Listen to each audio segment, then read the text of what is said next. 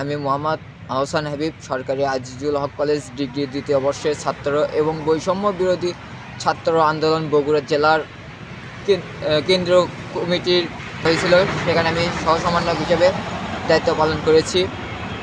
24 তারিখ সকাল 6:30 আশেপাশে আমার ভাবি আমাকে জানায় যে আমার জানালার পাশে কে বা কাহারা যেন রাতের আধারে একটা চিরকুট লেখা যায়, যেখানে লেখা ছিল মৃত্যুর জন্য প্রস্তুতি নাও, সমন্বয়।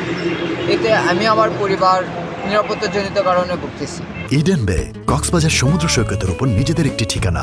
মাত্র 5 লাখ টাকায় আপনিও হয়ে যেতে পারেন এই হোটেলের মালিক। ইডেন বে, আ কনসার্ন অফ ভাইয়া হোটেলস। এখন আমি সাধারণ ডায়েরি করেছি থানায়। ডিবি, পুলিশ, একাধিক টিম কাজ করতেছে। অতি তাড়াতাড়ি আমার বিশ্বাস যারা এই কাজটি করেছে তারা আইনের আওতায় আসবে এবং সর্বোচ্চ শাস্তির ব্যবস্থা করবে। আমার সাথে কথা হয়েছে স্বাস্থ্য উপদেষ্টার সাথে। তিনি আমাকে আশ্বাস দিয়েছেন আমার উপর কোনো রকম হামলা বা হুমকি এরপরে আর আসবে না, আমাকে এরকম আশ্বাস দিয়েছেন।